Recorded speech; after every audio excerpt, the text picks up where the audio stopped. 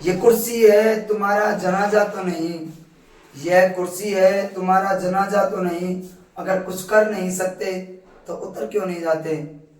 ये चंद लाइनें मैं समर्पित करता हूँ हमारे प्रिय रेलवे मंत्री अश्विनी वैष्णव जी को, जो कि हमारे रेलवे में जो भी हादसे होते हैं उनके ऊपर अपना मौन धारण कर लेते हैं। अभी जो कल हमारा हादसा हुआ है 17 जून 2024 को पश्चिमी बंगाल में, सबसे पहले समझते हैं कि ये हादसा कैसे हुआ है और क्यों हुआ है और इसके पीछे क्या कारण था, और उसके बाद हम समझेंगे कि ऐसे हादसे लगातार रेलवे मंत्री अश्विनी वैष्णव जी के काल में ही क्यों हो रहे हैं और इनको ही बार बार रेलवे मंत्री क्यों बनाया जा रहा है। तो सबसे पहले हमें जो हादसा हुआ है हमारा, इसके बारे में देखते हैं। पश्चिम बंगाल रेल हादसा, दोस्तों ये हादसा कंचनजंगा एक्सप्रेस और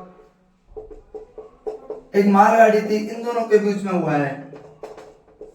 कंचनजंगा एक्सप्रेस अपने स्टेशन से कुछ किलोमीटर दूर खड़ी थी और मालगाड़ी थी ये इसी ट्रैक पे पीछे से आ रही थी।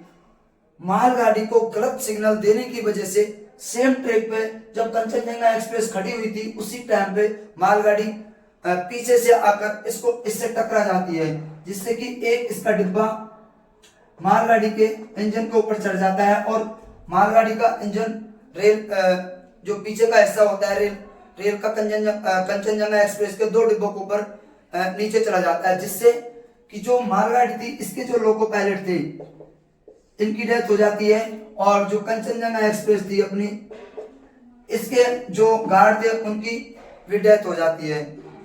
और दोस्तों इनके अलावा 10 से प्लस लोगों का सेम टाइम पे मौत हो गई है और 40-45 लोग उसमें घायल हैं। ये हमारा सरकारी आंकड़ा है और आपको पता है कि सरकार हमेशा गलती आंकड़ा देती है, क्योंकि उनको जो जिस व्यक्ति की डेथ बॉडी मिलती है उसी को हम मानते हैं कि मृत है, लेकिन ऐसे कुछ लोग और हैं, बताया जा रहा है कि 15 से 20 लोग वहां पे मर चुके हैं और कुछ लोग 50 से 60 लोग घायल हैं।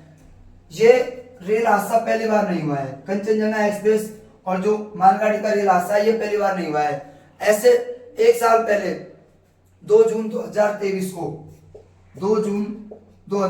को बहुत बड़ा रेल हादसा हुआ था दोस्तों, बालासोर रेल हादसा। इसमें कम से कम 300 से ज्यादा लोग मरे थे, 300 प्लस लोग मरे थे और कम से कम 900 से प्लस लोग इसमें घायल हो चुके थे। जबकि हमारे रेल मंत्री जी ने क्या कहकर पल्ला झाड़ा था कि इसका जो लोको पायलट था वो मैच देख रहा था, इस वजह से हादसा हो गया, लेकिन जब इसकी जांच की गई तो और कुछ कारण पाया गया, कुछ टेक्निकल इशू था जिस वजह से ये रेल हादसा हुआ था। और जो कल रेल हादसा हुआ है इसमें दोस्तों हमारे प्रिंट मीडिया ने बताया कि जो लोको पायलट थे इनकी गलती थी, जो मर चुके हैं उनके ऊपर इन्होंने पल्ला झाड़ दिया है कि ये इनकी गलती थी, इस वजह से रेल हादसा हुआ है। लेकिन दोस्तों ये रेल हादसे लगातार ही क्यों रहे हैं? जब से रेल मंत्री अश्विनी वैष्णव जी बने, जब से कितने सारे हादसे हो गए हैं मैं आपको बताता हूँ। ये इतने सारे हादसे रेल मंत्री अश्विनी वैष्णव जी बने तब से लेकर हुए हैं, ऐसा नहीं है कि अभी हादसे हुए हैं। रेलवे में पहले से भी हादसे होते आए हैं, लेकिन कुछ टेक्निकल इशू की वजह से हो जाता है, 2-4-5 साल में एक हादसा हो जाता है, ये एक टेक्निकल इशू की वजह से हो जाता है। लेकिन जब हर साल एक 2 हादसे हो रहे हो तो इसका मतलब कुछ ना कुछ इसके पीछे कारण होता है। और जबकि रेलवे मंत्री अश्विनी वैष्णव जी के कार्यकाल में कम से कम 10 बार हादसे हो गया, उसके बावजूद भी हमारे प्रधानमंत्री मोदी जी ने इनको ही रेलवे मंत्री चुना है, क्योंकि ये रेलवे मंत्री जी इनके बहुत प्रिय हैं। और मैं तो कहता हूं इनको भारत रत्न दे दिया जाना चाहिए इस बार, क्योंकि इतने सारे हादसे हो चुके हैं इनके काल में, तो इनको भारत रत्न तो मिलना चाहिए। दोस्तों एक बार और हादसा हुआ था सन 1956 में, जब रेल मंत्री लाल बहादुर शास्त्री हुआ करते थे और प्रधानमंत्री पंडित जवाहरलाल नेहरू थे।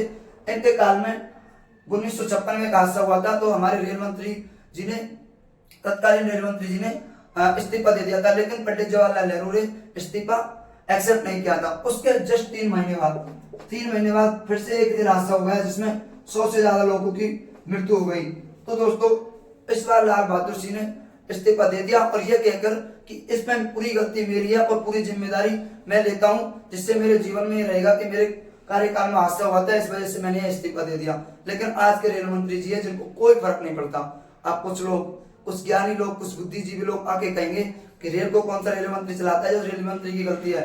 लेकिन उन मूर्खों को मैं कहना चाहता हूं कि जिस विभाग में गलती होती है, जिस विभाग में कुछ गड़बड़ पाई जाती है, उस विभाग का मंत्री उस चीज के लिए जिम्मेदार होता है दोस्तों। लेकिन इसमें मंत्री जी की गलती थोड़ी है, इसमें तो हमारी गलती है। क्यों?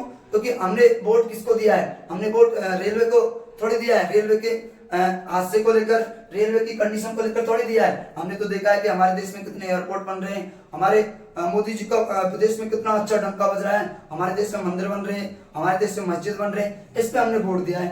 कल भी हम रेल में जो वो डिब्बे होते हैं, कौन से जनरल डिब्बे, उनमें हम सफर करते थे और आज भी हम उनमें ही सफर करेंगे। चाहे मोदी जी के 400 कार आ जाते, फिर भी हम जो जनरल डिब्बे होते हैं उसमें भेड़ बकरी की तरह ही भरे जाते, और आज भी भरे जा रहे हैं, पहले भी भरे जा रहे थे। जो वंदे भारत ट्रेन की बात कर रहे हैं, हमारे सरकार है जो वंदे भारत ट्रेन की बात कर रही है, बुलेट ट्रेन की बात कर रही है। और एक और बात कहूं दोस्तों आपको, रेलवे के लिए एक कवच आया था, रेलवे कवच, आपने सुना होगा इसका नाम तो। लेकिन जब से ये कवच आया है तब से और भी ज्यादा हादसे हो रहे हैं। तो कहाँ है ये कवच? पता ही नहीं कवच क्या काम कर रहा है। आजकल अगर हम 20 से 25 लाख की गाड़ी लेते हैं तो उसमें भी एक कवच आता है जो ऑटोमेटिक ब्रेक लग जाता है, जिसकी वजह से अगर कोई गाड़ी सामने आ जाती है या कोई इंसान सामने से निकलता है तो उस पर भी ऑटोमेटिक ब्रेक लग जाता है। लेकिन जिसमें हजारों लोग सफर करते हैं उसका कोई भी कवच काम नहीं कर रहा। क्यों? क्योंकि दोस्तों इसके पीछे एक सोची समझी साजिश है।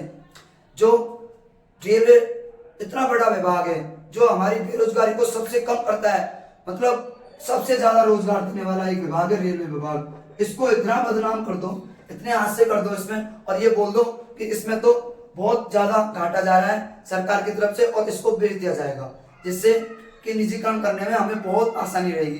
क्यों? क्योंकि कह देंगे कि इसमें तो बहुत हादसे हो रहे हैं और बहुत ज्यादा नुकसान हो रहा है। क्योंकि जब पिछली बार हादसा हुआ था तो 52 करोड़ का नुकसान झेलना पड़ा था रेलवे विभाग को, तो इस वजह से कह देंगे कि ये बहुत ही घाटे का सौदा है, इसलिए इसको हम निजीकरण कर देते हैं। और फिर निजीकरण करने के बाद आपको पता ही होगा कि क्या हाल होते हैं। ये एक सोची समझी साजिश है हमारी तत्कालीन सरकार की, इसलिए दोस्तों, लेकिन हमारी गलती है क्योंकि हमने वोट ही मंदिर मस्जिद और विदेशों में मोदी जी का टंका बज रहा है, इस वजह से दिए हैं। और इसमें एक प्रॉब्लम है, जो रेलवे में कर्मचारी हैं